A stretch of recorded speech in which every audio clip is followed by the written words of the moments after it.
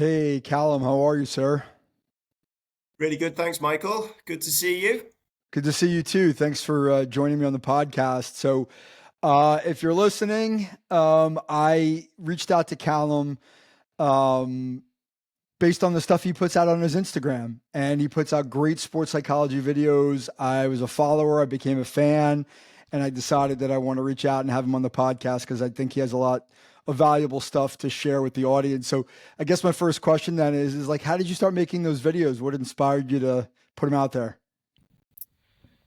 It was really to try and kill two birds with one stone. I spend a lot of time on the road these days working with Mhm. athletes, so I do spend a lot of time in my car pulling over at service stations, and I spend the vast majority of my life thinking about some of the challenges that athletes face. Mhm. So I just thought it was a good way for me. Initially, I saw it as practice to try and develop my own skills of communicating sometimes quite complicated messages in Mhm. short, sharp bursts, but also to take away some of the scariness around the subject of sports psychology. I think the term itself and a lot of the language in sports psychology turns people off from the discipline.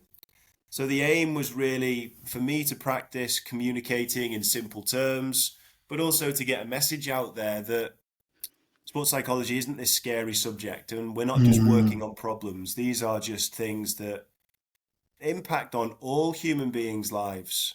So yeah, it was really whilst in between, going to meet athletes, trying to practice my own skill of talking in simple terms, clearly and concisely, but at the same time, trying to redress some of the negative attitudes that do exist when we try and go near the topic of talking about mindset or mental skills or psychology. Mhm. So yeah, I started that probably 2 or 3 years ago now, and like yourself, really appreciate your kind words, and lots of people have reached out, to say similar things that like the messages, like the simplicity of the message, and just to shine a light on some things that lots of people are going through.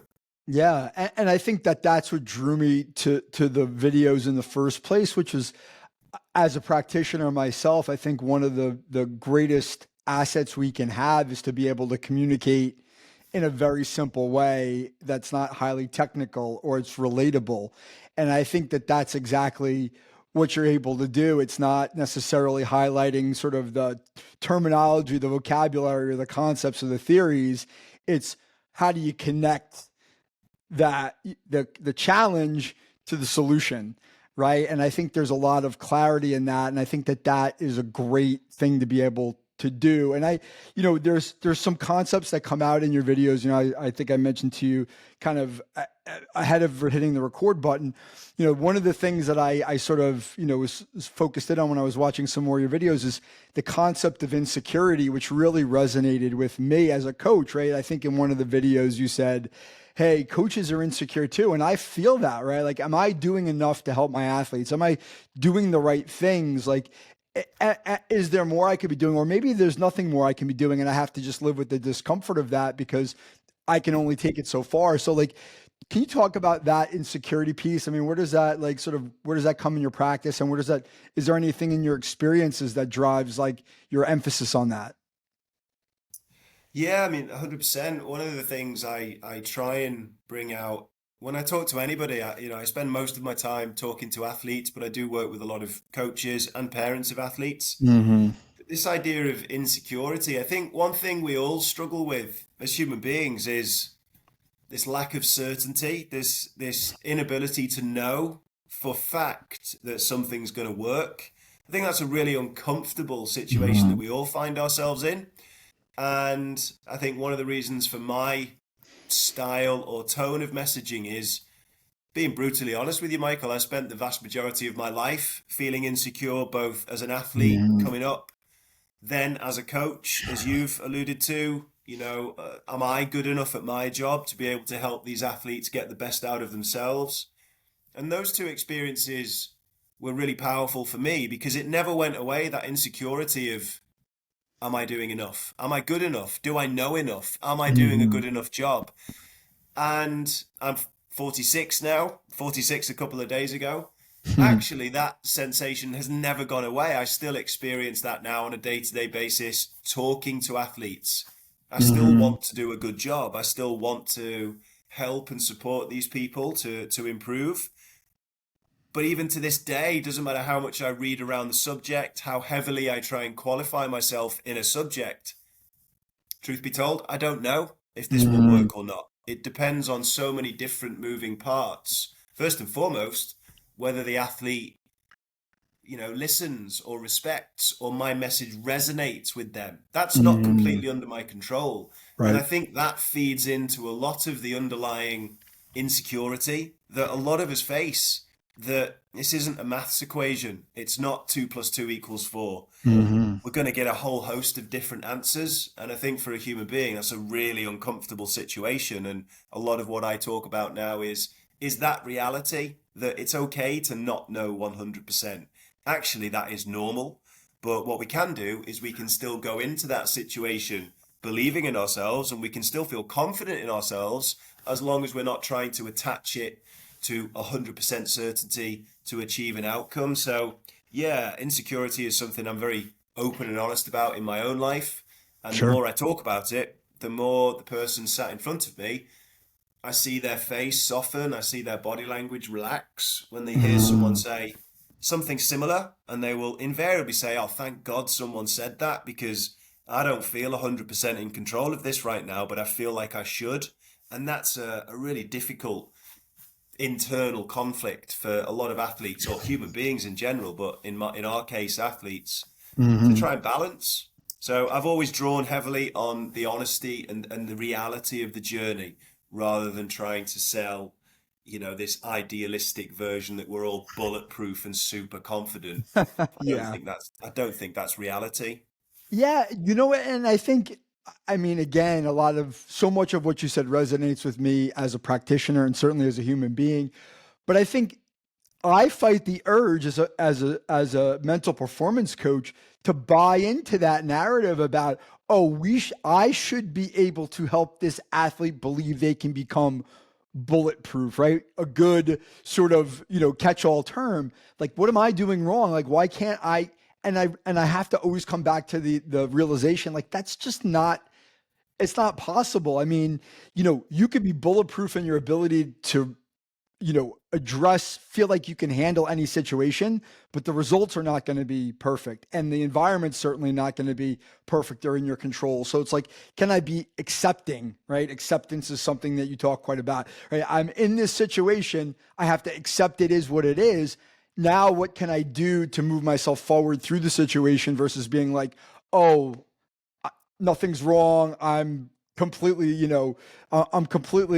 protecting myself. It's just not the way it is. And I know like you have a background as a athlete, as a tennis player. So like, and I never played any individual sport and I never played tennis, but like, how much of that does that inform your work in terms of your own athletic experiences? It's a huge part of it. And I'll be honest, with any athlete I talk to, I had a career in tennis. I came through the junior ranks. I played into my early adulthood, and I wanted to be like many, a professional. Truth be told, I wasn't good enough. But I grew up struggling with individual sport, struggling with pressure, struggling with how to get the best out of myself, when it felt in my own mind like now it really matters. Today's the day you've Hmm. got to perform.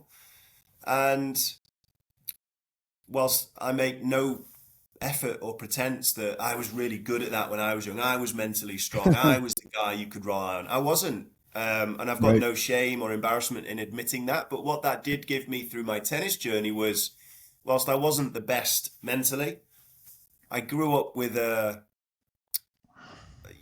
razor sharp understanding that this stuff matters. Because I feel like it's the thing that holds me back. And as I Right. said to you before, Michael, I'm 46. Yes, the world has evolved and our application of sports psychology has improved, but Hmm. not by much. By 3, 4% in that time period. We are light years behind where we need to be.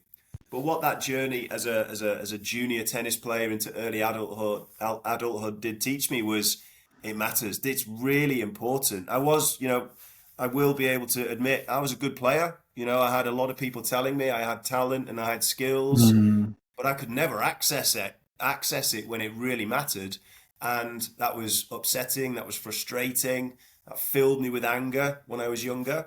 But what I was also learning at exactly the same time was, wow, if you could be the person who could unlock, mm, the potential that we have mentally, that you could be a really dangerous athlete on this earth and be mm, very successful.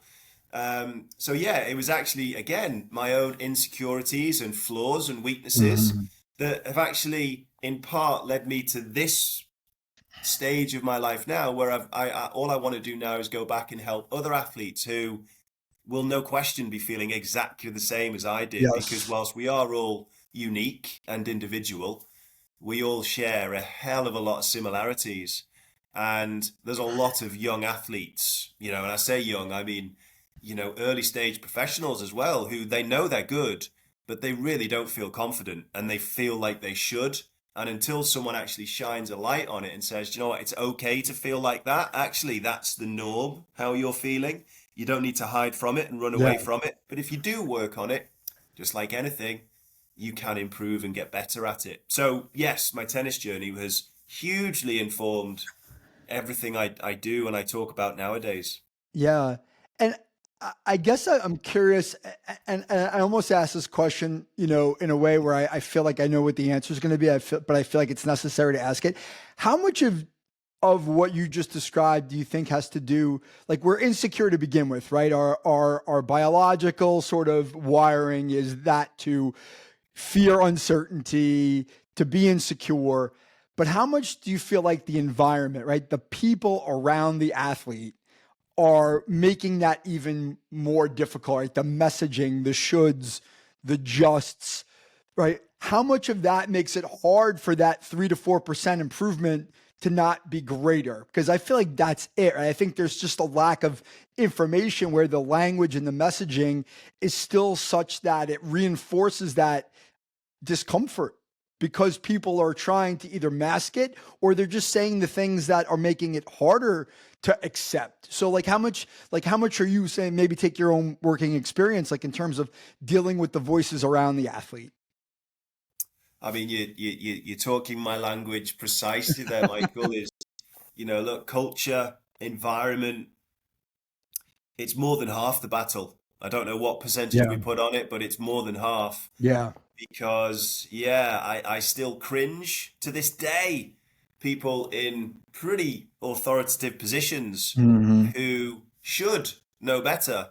And I hear, the advice that, I'm feeling really nervous. I'm really worried about this performance. Relax. Just believe in yourself. And I can't stand that advice because Hmm. all that does is diminish everything that athlete feels in the moment. Just relax, just calm down. Well, Yes. come on. If it was that simple, we'd all just do it, wouldn't we? But because we're scared to talk about the topic of, yeah, look, it's normal to be nervous. It's normal to feel scared. It's normal to Mm. doubt yourself. Because we're so scared to have that conversation, we opt for the tried and tested, really simplistic. You'll be okay. Don't worry about it. You're really good. You've trained well. You'll be good on the day. Which I understand. Look, some athletes need that, and that is reassuring for them. They just need that boost, that lift. Definitely, Hmm. there are some athletes who that will serve the purpose. Yes. But it's my experience day to day. I will speak to people who are really thinking, everyone's telling me I should relax and I should believe in myself. That's what everyone's telling me, but I don't. So what the hell's wrong with me? Because it's all anyone's telling me. Relax, calm down, believe in yourself. Don't worry about it. That's all the advice I'm getting. Yeah. But Yes. I feel all of that. So there must be something wrong with me because I'm getting advice from some really, you know, powerful people in this world, in high positions of authority, and I'm getting the advice from them. It's clearly me. I've clearly got a problem. And I think then we open up this massive can of worms where every time the athlete hears relax, calm down, just believe in yourself, it's further evidence to that athlete that there's something wrong with you, Yeah. because the advice from the people in authority, well, I'm trying to listen to them, but it's Mhm. not happening. And that was me as a youngster. I said, yeah, sports psychology has evolved, mental skills training has evolved, but Mhm. actually our application in day-to-day reality of sport hasn't really evolved that much, because that advice is still out there and still very prominent. So we've got this whole host of athletes thinking, okay, well, elite sport clearly isn't for me. I'm obviously Yeah. just weak mentally because I can't do it. And I just think that does these athletes such a disservice. And, Yes. I'm 46, as I've said 3 times now. That's too late for, obviously, a career in sport to start to piece it together and say, actually, so Yes. I haven't changed since I was 13, really. I'm still that insecure person. But what I have got better at, and you've mentioned the word, Michael, is I accept it. That, look, when I compete or when I do a podcast or when I deliver a presentation, I'm still scared. I'm still nervous. I still Mhm. think, what if I make a mess of this? I have all of those thoughts, but now I don't question it. I kind of realize, oh, it's just me being me, but I know how Mhm. to deal with it. Whereas previously, I would be panicking, thinking, oh, why do I feel like this again? Here we are all over again. I'm trying to listen. I'm obviously just not good enough, and I can't do the things that other people do.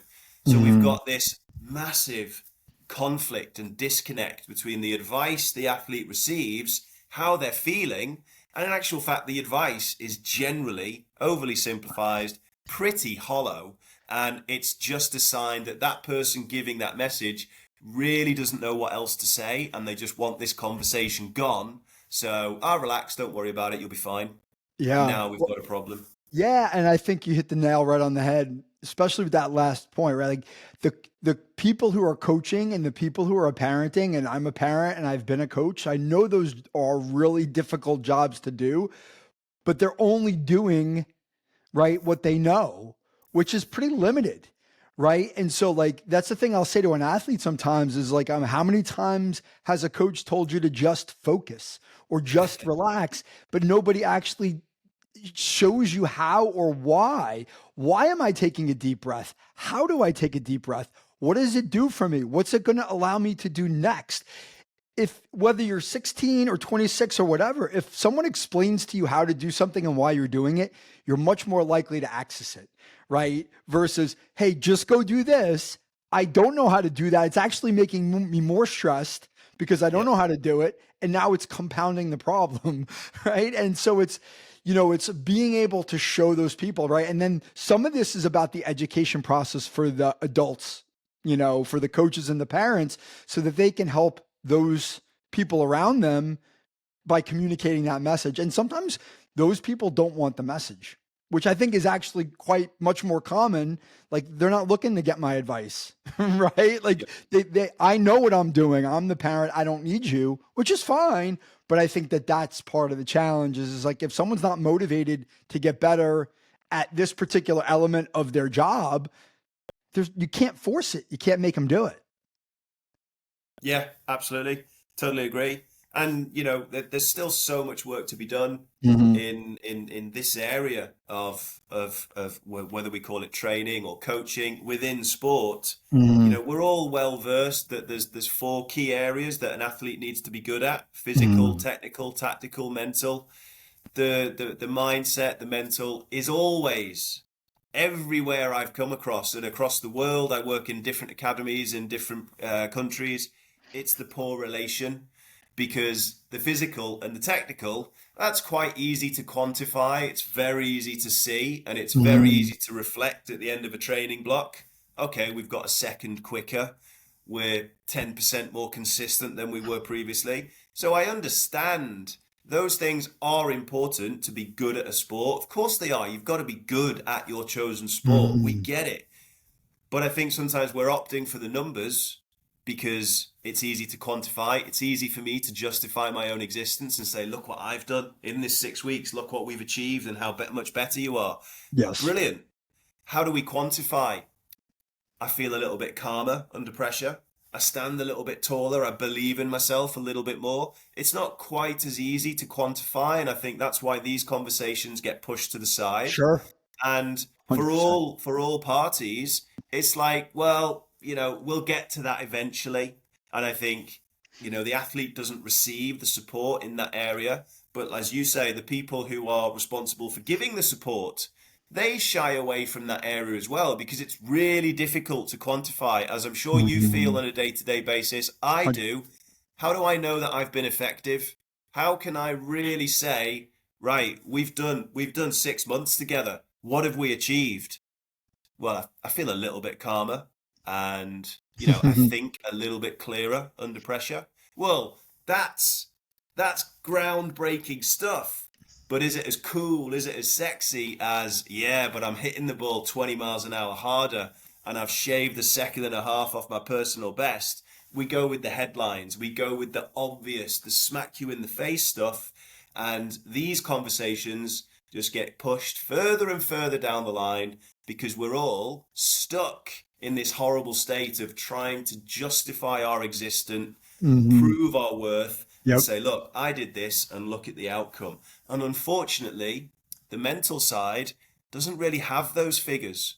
So I think we fall on our sword too often and we just delay it because, well, look, we can get some easy wins earlier on in these areas. And it's the athlete who's then left suffering because there's areas that they haven't developed, which once they reach a certain level, you know as Mhm. well as I do, Michael, it's way more about that than it is about your Mhm. ability to squat an extra 5 kilograms in the gym or whatever else it might be. Yeah.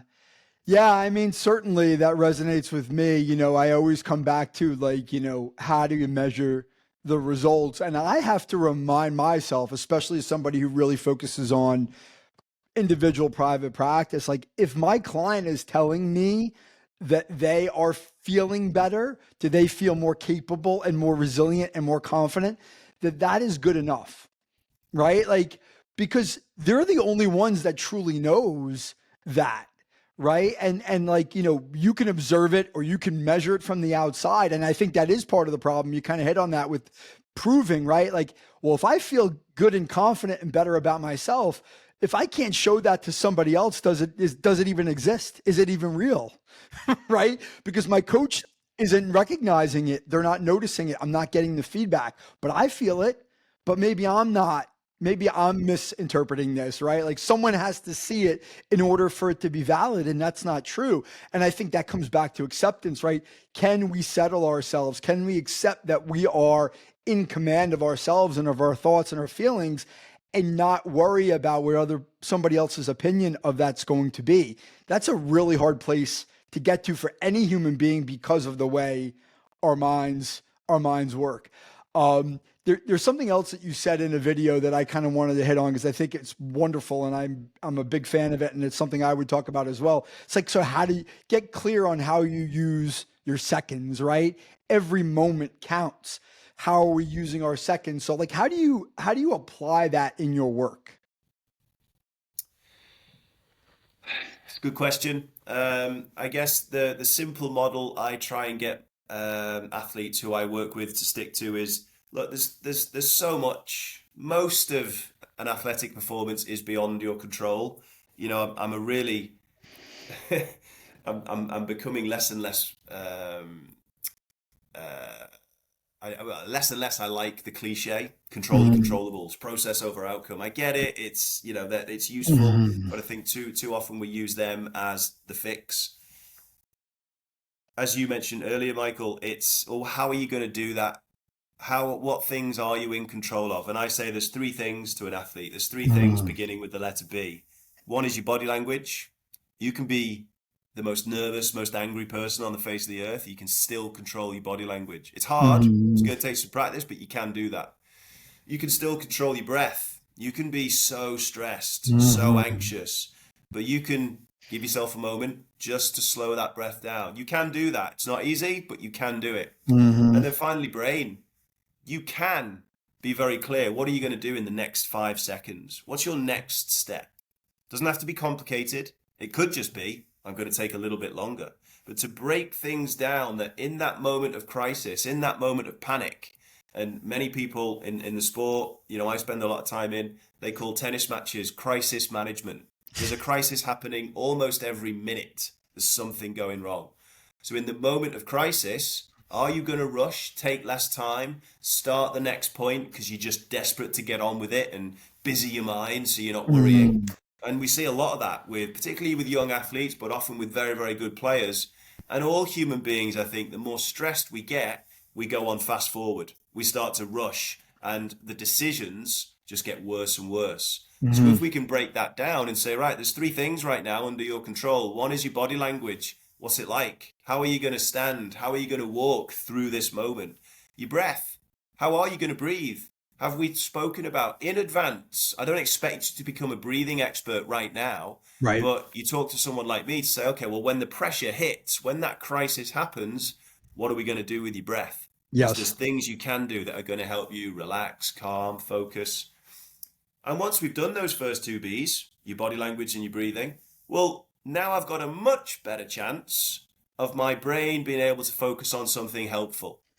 My brain being able to simplify the problem and give myself one little step or Mhm. one little task to do in the next 5 seconds. And generally speaking, if we can get well trained and consistent with manage your body language, manage your breath, manage your thoughts, if we can get well trained and disciplined with how we use that moment of spare time, Mhm. well, then we start to, as we've spoken about, Michael, we start to walk a little slower, act with a little bit more composure, think a little bit more clearer, which, again, right back at the start of this conversation, it doesn't guarantee you nail this performance and you win. It doesn't guarantee that, but it gives you a much better chance. And it certainly gives you a much better chance of maintaining a decent level of performance. Because Mhm. one thing that is pretty well proven through sports psychology is the moment you start rushing and tensing and making bad decisions, well, again, it's not a guarantee, but there's a pretty strong chance that performance is going downhill and downhill rapidly. So we try and put in a bit of a pause, manage your body language, manage your breath. What's your next step? So you manage your thoughts. So breaking it down and helping the athlete talk through in advance. Yes, And again, preparing. we're all different. I spend a lot of my time talking to athletes about what could go wrong today. And that's not because I'm trying to take their confidence away from them. We talk about the positives, we talk about their strengths, but I'd be naive and I wouldn't be doing my job properly if I said, right, you're good to go. Because you and I both know, Michael, the performance starts, you get a bad decision, you make an awful mistake, you get wronged by your opponent, something's going to happen. And if you're not prepared for it, it could tip you out of balance. And now you've Yes. lost your mentality. So we do spend a lot of time talking through, mentally preparing for the bad situation, the Uh-huh. challenge, and okay, it's not if it happens, it's when it Mhm. happens, what are you going to do? And I'm trying to steer the athlete to, well, okay, this is how I'm going to be with my body. This is what I'm going to do with my breath. And this is what I'm going to try and think about for the next 5 seconds. That's Yeah. my pre planned response for Yes. the chaotic situation that we know is about to happen. Exactly. And that's exactly what I try to do with my athletes. And, you know, you're in the United Kingdom, I'm in the United States. I focus on different sports than you do, but it's the same idea. A pitcher in a baseball in America is very similar to a tennis player. There's a clear pause in between points, and the match doesn't start until that tennis player tosses the ball. The baseball game doesn't start until the pitcher is ready to throw that pitch. So what are you doing in between, right? And I'm a Yeah. big believer in let's be ready for when something goes wrong, because something always goes wrong, right? And I think that is hard for people to think about, right? And I think there is a school of thought, and if I'm giving my opinion, probably incorrectly so, where it's like, well, you don't want to think about the negative, right? Just be positive. It's you're trying to trick yourself into something that's not realistic, and now all of a sudden there's just all this confusion, and then that's when the spiral starts, right? And now the faster that spiral goes and the deeper it gets, the harder it is to dig out, right? So point by point by point by point, what's the response, right? And like, it's doing those simple things consistently, because you're right, they're not easy to do, especially when you're not performing the way you want to in a pressure filled situation, and now you start to spiral into the future of like, well, what is this going to mean if this Yeah. doesn't end up the way I want it to? You have to Yeah. bring it back to the moment and say, oh, what can I do in this moment? I can stand up straight. I can take a deep breath. I can funnel down my thoughts into how do I execute this next shot? That's it. That's all I've got in that moment. I think that's really hard to do, even though it's actually quite simple. I say to every athlete I talk to, everything I'm about to say to you is easier said than done. And that is the reality. And I think that's why so many people are also, and I would put coaches in this Mm-hmm. category a lot of the time, they just fob it off. We know what you need to do. It's fine. Just do that and you'll be okay. And it is. There's a lot of simple stuff that we need to get good at. But you talk to an athlete, you tell them, here's how we cope with that stressful situation. Have you got it? Are you clear? Yeah. I'm going to do that on Saturday. Okay, so we speak on Monday. How did it go? Oh, it went so bad. It was so stressful. I forgot it all. I couldn't even do it. Didn't think it was worth doing it. Things were so bad. And yes, that's that's why I guess the psychology word comes in. We're all human. We're all irrational. We're Mm-hmm. not naturally logical beings. We're all emotional. The moment that emotion spikes, even to this day, I'm still a little bit petulant sometimes. But I've trained myself not just to snap immediately when I hear something that doesn't really make sense or I don't agree with. I don't just snap back like maybe if I was an 11-year-old, I might have bit and, lashed Mm-hmm. out.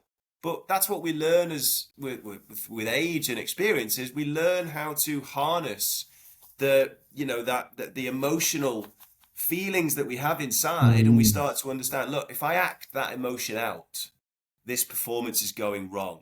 I can't turn the emotion off because I'm an emotional being. Emotions are Mm-hmm. just there. Another cliche I can't stand, Michael, is there's a we have this horrible consistent trend for trying to get athletes to be fearless. I want you to be fearless out there. I can't stand that phrase because to be fearless would be naive. I was probably fearless at the age of 2 Right. because I had no idea how things could go wrong. I'd walk across the road without checking each side because I was 2. As you get older, you realize, wow, there's a bit of danger out there. Things could go wrong. So this idea of being Mm-hmm. fearless for me is ridiculous. Be brave, be brave, take brave action in the face of fear. I think that's what we're trying to get athletes to be able to do. But do understand that, yeah, you could lose today. And I know that's going to hurt your feelings. And I know no one likes to lose, but that could happen. But I don't want you going into this performance oblivious that, oh, it's just not possible I could lose today, because now we're creeping over into arrogance, or I would say naivety. That's Mm-hmm. crazy. Why would you not consider the potential negative outcomes today? But don't dwell on them and say, oh, well, Right. this is awful.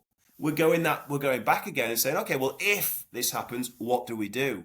Right. That's mental preparation. That's being resilient. It's knowing all of the things that Mm-hmm. could happen and having some kind of mental response that when it happens, I've got a plan. So then Yes. we see an athlete being able to cope a little bit more effectively. And, coping, there's no one perfect way for an athlete to cope. It looks different for everybody. Some people, it does show a little bit more facially, and they do express some anger, but they know where to go after the anger. They can reset and bring themselves back. Well, yeah, and again, I'll come back to acceptance, right? Like those things happen, right? We may make a face, we may say something we disagree with to an umpire, right? We may do something that we don't like, but it's then that recognition of, okay, I did that. I can't get it back. Let's take a pause and start over and be okay with that versus kicking myself, or this is just gonna get so big I'm not gonna know how to stop the train from rolling down the tracks, right? Like that's that acceptance piece, which I think is just so important for athletes. Hey, I made a mistake, but that's all right. Let's know how to move forward, because otherwise it's not going to end well. And I hate to ask this question because you sort of just alluded to it. So I'm kind of going to ask you a question that maybe I probably shouldn't ask, but like, are there things with tennis players specifically, like common challenges? I know everybody's different, but are there common challenges that you see with juniors in particular that you're sort of see coming up over and over again? I, yes, yes, there are definitely consistent themes. I mean, the classic emotion control mid-match, and Hmm. there is that very famous Roger Federer speech where even someone as good as him, he only won 54% of the points he ever played in his life. So, simple bit of maths. He was losing the point 46% of the time, and you're going to have to Hmm. learn how to deal with that. And that's Roger Federer. So, most other people are going to lose a lot more than that. Hmm. Disappointment, anger, frustration is baked in to one tennis match. So Hmm. emotion control is a consistent problem and challenge. I'd say the most consistent one though is the management of expectations. Particularly, I think it's rife across all of tennis across the world because it is an early specialization sport. These kids are taking tennis very seriously, Hmm. very young, and that brings its own challenges, but they are so obsessed. And it's harder nowadays with social media and mobile phones with these Hmm. rankings and numbers. And where do I feature? How do I compare with Michael? Michael might live 200 miles away from me, but how are my results comparing to him? And it's so easy to access on the phone. But Hmm. the expectation side of things is I speak to so many tennis players and they really struggle to just go on for one tennis match and treat it as a tennis match. It's me Right. versus you. Let's put our game out there and let's see who wins. Before they even step on court, they've played the match probably 50 times. They've Hmm. gone through all of the worst case scenarios of if I lose to Michael, what's everyone going to say? And what's the selection committee going to do? Are they going to drop me from, national selection if I lose to Michael because he's a year younger than me and that's not good news? So all of this stuff comes with the player Right. on court. And then, as we've discussed, they get the magic advice of just relax, just calm down, don't worry about it. So then you've got this horrible situation where the child is totally distracted, not focused on what they're doing, stuck, nervous, stressed, and anxious. And the Hmm. feedback they're getting is, come on, calm down and just enjoy yourself. So there's, again, they end up in this awful state of not thinking clearly, not knowing how to calm down, with all of this expectation that I should be beating Michael because he's younger than me. So Yeah. then they underperform, and then we have the problem of the emotion control during the match where they're not able to actually get things back under control. So Right. a lot of them have lost the tennis match. And this is a cliche, which I probably do quite like, is they probably lost that tennis match half an hour before they even went on Yes. court because Right. their mind was so far away from, any kind of goal from a coach or even any kind of enjoyment about competition. I'm really looking forward to having a good game against Michael. That's not part of their thinking. They're just thinking, I hope this guy rolls over and makes it easy for me. And when it doesn't, they panic. Right. Exactly. Yeah. And I think the word that you didn't use, but I think it was sort of central to what you were saying is I think I see the same thing is sometimes there's an inability to just compete in the moment, right? Like really experience the joy of competition and be like, hey, I'm going to play this point or I'm going to play this match for what it is. Like, I'm going to go out there and compete versus all the other stuff that you don't control. And you're worried about all the perceptions out there in the universe that most people don't even care about to begin with. And you're focused on all of that versus, hey, let me just go play this point and be present in this point and try to win this match, right? Like, I think there is that. And that happens here. My children play soccer here and like, oh, this team is ranked here or this so and so is going to this college. And I thought, well, okay, so go Yeah. beat them. Yeah. It's like just go do it. And it's again, it's easy for I said it, just go do it. But it's like I think it's really hard, right? To be Yeah. able to put yourself into somebody else's shoes and help them see the world or you see the world through their eyes to say, hey, let's try to find that way for you to relate to this experience that's going to allow you to get the best out of you. That's a really hard thing for us to be able to do as coaches. And it's also a thing that causes us to be insecure. I should be able to do this better because this is my job and someone's paying me to do this. And what if I don't get the results that they desire? What does that say about me? Like, to come back to where we started, like, that's the way I feel about myself sometimes. It's like, you need to be better at this. You need to do more. Why don't you get this right? And I think ultimately what you've said a couple times is we're emotional beings. We're not rational. We're not logical, and we have to accept that and be like, okay, I know what the baseline is. So what am I going to do to counteract the baseline so it doesn't come back to bite me as much as it could? I'm actually constantly working on that mental side, that emotional side, to make sure that I'm always feel like I'm in command of the way I'm able to respond to a situation. Yeah, 100%. You know, Couple more questions before we wrap up. So the name of your account, and I assume the name of your business, is Liquid Sports Psychology. So where does that come from? so when I was doing my PhD, I came across a sociologist who wrote extensively about the theory of liquid modernity and what it is to be a human being in modern society. And I kind of stumbled across his work, but once I started to read it, I became fascinated and borderline obsessed because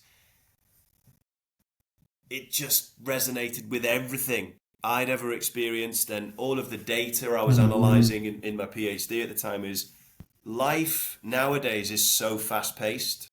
I mentioned phones before. You can't keep up with Mhm. technological advancements and everything that's going on around us. It's so fast paced. But even with just human beings in general, this instant gratification culture, we Mhm. have this desire and this demand for improvement and success now. And I've been working really hard for a month. I should be seeing results. And maybe even a month is a sign of patience, where in actual fact, real growth and improvement is going to take years, not months. And the message behind the theory was that life and society is so fast paced. We are so different now to 50 years ago, 100 years ago, where we were a little bit better equipped at working for the long term, working towards a bigger goal, a long term future. Whereas now it's so immediate, it's so fast paced, and I think the skill for a human being now is to actually show patience. That is such an undervalued skill nowadays in Mhm. our society, to be able to work really hard without much gain in the short term, but to trust that there's a bigger goal in the future. And liquid modernity Mhm. is the tendency for society nowadays. Even again in the UK, governing bodies will come up with policies and procedures for training, for talent development procedures, and if we get 3 years out of it, we're lucky. Before someone new comes in, they rip it up or they start again. So all of those people within the system have to quickly adapt, change their approach, conform to a new set of values and rules. And it's so fast paced. Mhm. And we don't get much time nowadays to actually settle in, find a rhythm, and grow and develop at our own rate, which is always going to be the key to success. It's always going to be a long term journey, Yeah. but the society around us is giving us this message that no, it's got to be quicker than that. If you haven't reached this goal by 13, Right. you're finished. Don't even bother. And that's where we are nowadays. Yeah. And I think, in terms of my own consultancy, so obviously, yes, I use the word liquid because I'm using that in my own world as our ability to adapt to what's Mhm. around us. You don't have to change fundamentally.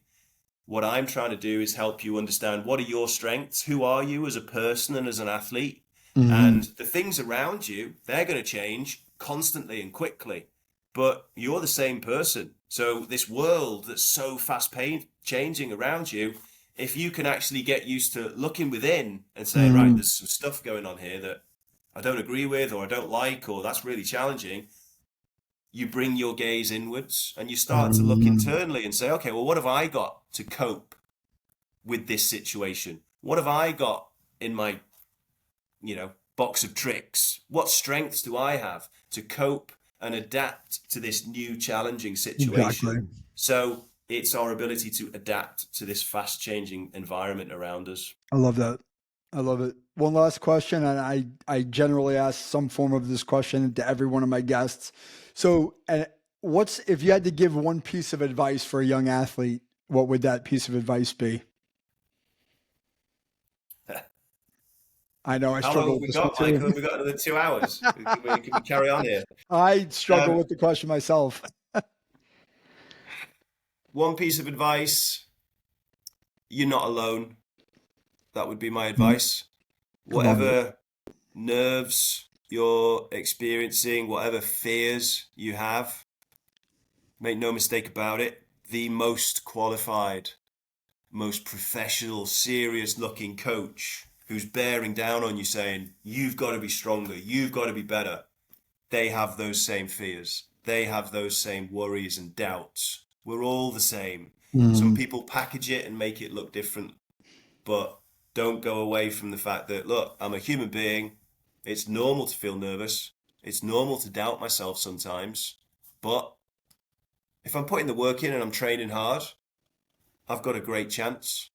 And if we can get if any athlete can get themselves into that state of mind where, look, it's normal to be nervous, it's normal to have doubt, but I've put the work in and I've got a great chance of being successful as long as I stick to the things that I'm trained for. mhm. So you're not alone. Nerves and doubt don't make you different from anybody else. Trust your training and focus on the long term. I love it. You're not alone. That's great. Callum, thank you so much for joining me on the podcast. I'm sure we could have kept going, so I appreciate you taking the time to have a conversation with me. Absolute pleasure, Michael. Thanks for inviting me on. Yeah, I would happily have spoken for another 6 hours if you'd have had me. But yeah, it's always good to talk about this topic and shine a light on it because it's an important topic. And from my perspective, it's always really inspiring to talk to someone else in the profession who is equally enthusiastic about these kinds of topics. So Yeah, thank you more than anything. it was great, Callum. Thank you.